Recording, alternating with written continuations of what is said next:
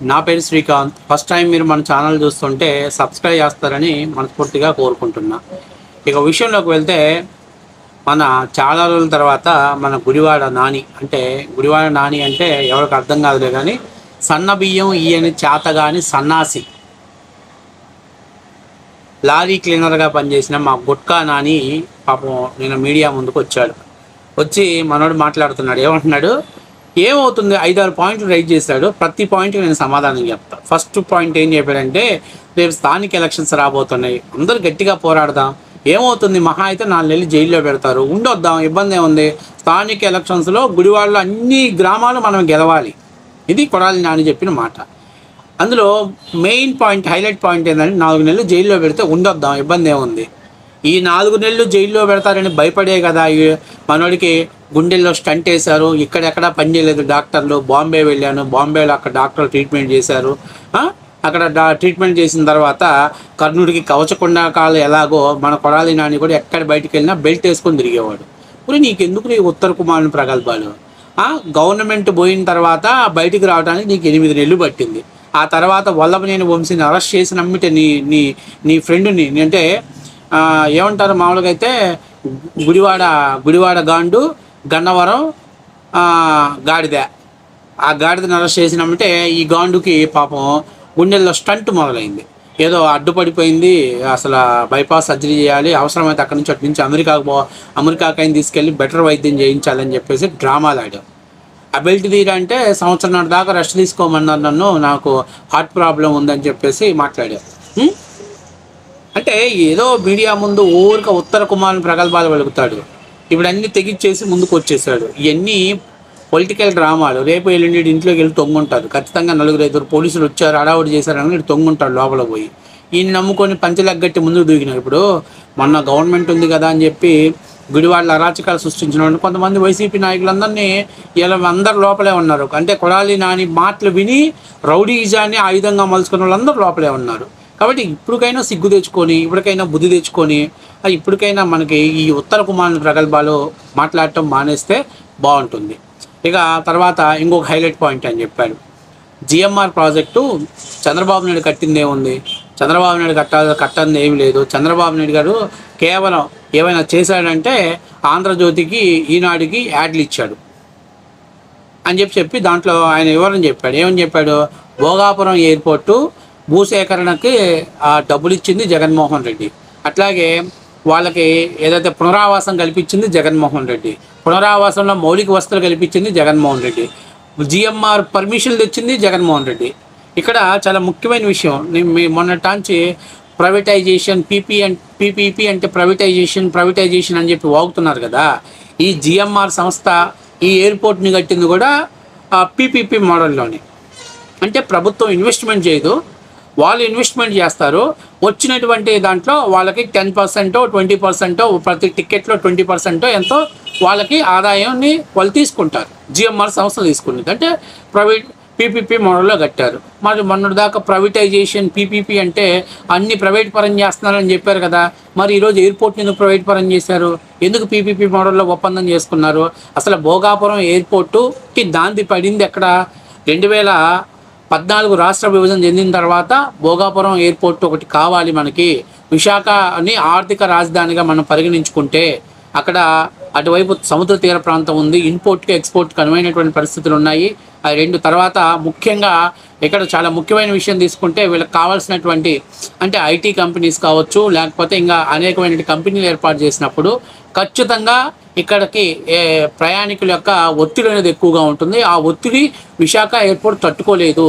అది కేవలం 350 ఎకరాల్లోనే ఉంది. అంతేకాకుండా ఈ ఎయిర్పోర్ట్ అనేది కేంద్ర నేవీ మరియు నౌకాదళం వల్ల ఆధీనంలో ఉండటం వల్ల కొన్ని ఆంక్షల వల్ల ఇతర దేశ ఉన్నటువంటి ఫ్లైట్లు ఇక్కడ అంటే ఇతర దేశంలో ఉన్నటువంటి ఫ్లైట్లు ఇక్కడకి వచ్చేటువంటి అవకాశాలు లేవు, కొన్ని ఆంక్షలు ఉన్నాయి.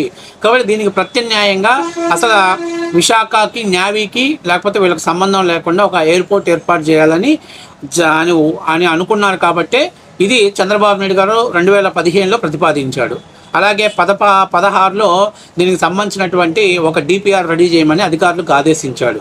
తర్వాత ఎప్పుడైతే డిపిఆర్ రెడీ చేసేటప్పుడు రాష్ట్ర ప్రభుత్వం 15,000 ఎకరాలని ఏదైతే ప్రత్యేకమైనటువంటి ప్యాకేజీలో తీసుకుందాం, ఏదైతే అంటే దాన్ని ఏమంటారంటే రైతులను కూడా ఇందులో భాగస్వాములను చేసి చేద్దామని చెప్పి నిర్ణయం తీసుకుంది. అయితే ఇక్కడ చాలా ముఖ్యమైన విషయం, ఎందుకు దాచిపెడుతున్నారు వీళ్ళు? పీపీపీఏ మీద ఇంత తప్పుడు ప్రచారం చేసిన జగన్మోహన్ రెడ్డి ఈ జిఎంఆర్ ఎయిర్పోర్ట్ను, అంటే జిఎంఆర్ వాళ్ళ ఆధ్వర్యంలో ఎయిర్పోర్ట్ నిర్మాణాన్ని కూడా పీపీపీ మోడల్లో తీసుకొచ్చాడు.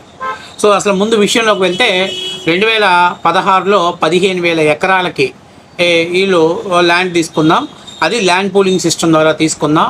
ఇక్కడ ఇండస్ట్రియల్ హబ్ని డెవలప్మెంట్ చేయడం ద్వారా ఈ ఎయిర్పోర్ట్కి కావాల్సినటువంటి, అంటే ఒక టార్గెట్ ప్రయాణికులకి ప్యాసింజర్స్ రావడానికి ఇంకా ఎక్కువ అవకాశం ఉంటుంది. అటు విశాఖపట్నము ప్లస్ ఇక్కడ ఇండస్ట్రియల్ క్యాడర్ రావడం ద్వారా కూడా డెవలప్మెంట్ ఉంటుందనే ఉద్దేశంతో చంద్రబాబు నాయుడు గారు 15,000 ఎకరాలు ప్రతిపాదించిన మాట వాస్తవమే.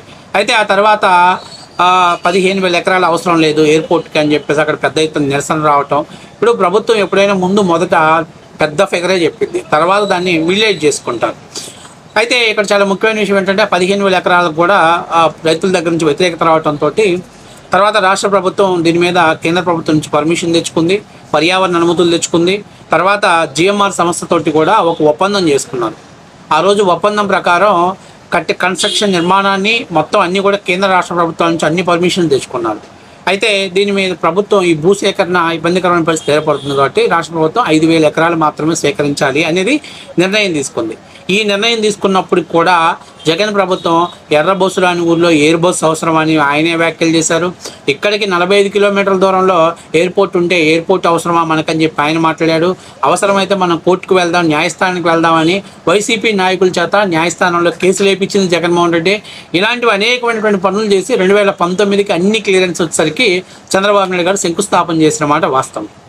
తర్వాత 2019 తర్వాత జగన్ ప్రభుత్వం వచ్చిన తర్వాత ఇక్కడ చాలా ముఖ్యమైన విషయం ఏంటంటే జగన్ ప్రభుత్వం వచ్చిన తర్వాత ఈ భోగాపురం ఎయిర్పోర్ట్ అనేది ఒక సంవత్సరం తర్వాత మళ్ళీ దీని మీద జిఎంఆర్ సంస్థ కేంద్ర ప్రభుత్వాలతోటి గట్టిగా ఒత్తిడి తీసుకొచ్చినప్పుడు అప్పట్లో మెడికల్ కాలేజెస్ని పీపీపీ మోడల్లో తీసుకోవాలని కేంద్ర రాష్ట్ర ప్రభుత్వాలు నిర్ణయిస్తున్న సమయంలోనే ఓకే మీరు ఒప్పుకున్నారు, మీరు జగన్మోహన్ రెడ్డి గారికి రాష్ట్ర ప్రభుత్వానికి ఒక అల్టిమేట్ జారీ చేసింది. ఎట్టి పరిస్థితుల్లో ఆ కేసులను మీరు విత్డ్రా చేయించాల్సిన బాధ్యత మీ చేతిలో ఉంది, మీరు చేయించాలి. ఇది ఆల్రెడీ ఈ సంస్థ అనౌన్స్ చేసుకుంది, భోగాపురం ఎయిర్పోర్ట్ మాకు వస్తుందని అనౌన్స్మెంట్ చేసుకుంది. ఇప్పుడు మనం తగ్గిస్తే ఆ సంస్థ క్రెడిబిలిటీ దెబ్బతింటుంది. ఇవన్నీ ఈ చదువులేని ఈ ఏలుముద్రగడి చెప్పిన అర్థం కాదు. వీడు ఎంతసేపు ఉన్నా ఏదో 4 గుట్కా పలుకులు లోపలేసామా చేసుకొచ్చాడు. సరే, ఏది ఏమైతే మొత్తం మీద 2023 నాటికి జగన్మోహన్ రెడ్డి గారు కేంద్ర ప్రభుత్వం ఒత్తిడి వల్ల తప్పనిసరి పరిస్థితుల్లో ఏదైతే కేసులు వేశాడో ఆ కేసులు విత్డ్రా చేశాడు. ఎవరైతే కాంపన్సేషన్ ఉన్నారో, వికెట్ చేస్తున్నారో వాళ్ళకి పునరావాసం ప్లేస్ అలాట్మెంట్ చేశాడు. ఇక 23లో మన అన్న శంకుస్థాపన చేశాడు. ఆ తర్వాత ఒక 30% మాత్రం కంప్లీట్ అయిన మాట వాస్తవమే. ఆ తర్వాత తెలుగుదేశం పార్టీ అంటే కూటమి ప్రభుత్వం అధికారంలోకి వచ్చాక మిగిలినటువంటి పనులన్నీ కూడా శరవేగంగా పూర్తి చేసింది. బాధితులకి పునరావాసానికి కావాల్సినటువంటి వసతులన్నీ కల్పించింది. అన్ని విధాలుగా వాళ్ళకి ప్యాకేజ్ ఇచ్చి వాళ్ళకి ఏదైతే కొత్తగా మళ్ళీ ప్రభుత్వం వచ్చిన తర్వాత వాళ్ళు ఇబ్బంది కలగకుండా ఉండటం కోసం ఎవరైతే భూములు ఇస్తారో భూములు ఇచ్చిన వాళ్ళకి ఉద్యోగ అవకాశాలు కూడా కల్పిస్తామని చెప్పేసి ఒక గ్యారంటీ ఇచ్చింది తెలుగుదేశం పార్టీ, కూటమి ప్రభుత్వం ఇచ్చిన సర్కారు.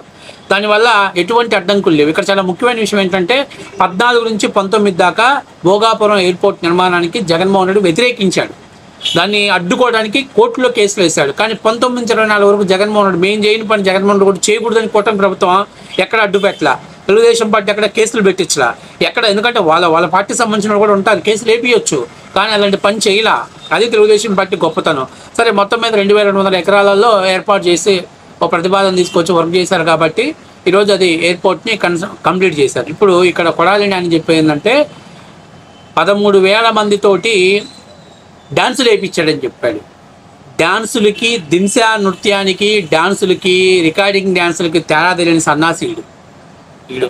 ఎందుకంటే ఇప్పుడు నేను చాలామంది మాట్లాడుతాను, నిన్న ఒక మోడీ గారు వచ్చి 2-3 నిమిషాలు అక్కడ నిలబడ్డారు, అంత మాత్రం చేత అంతమందికి 13,000 మందిని ఇబ్బంది పెట్టాలా, ఇన్ని కోట్లు ఖర్చు పెట్టి వాళ్ళందరినీ అక్కడికి చేర్చి అవసరమా, గిన్నిస్ బుక్ రికార్డు అవసరమా అంటారు. మరి నేను కూడా అదే ఒక చిన్న మాట ఏమంటున్నానంటే, మీకు అవసరమా చంద్రబాబు నాయుడు ప్రభుత్వ హయాంలో అరకు కాఫీని అంతర్జాతీయ మార్కెట్లోకి బ్రాండ్గా మార్చడంలో ఆ రోజు తెలుగుదేశం పార్టీ కృషి చేసింది.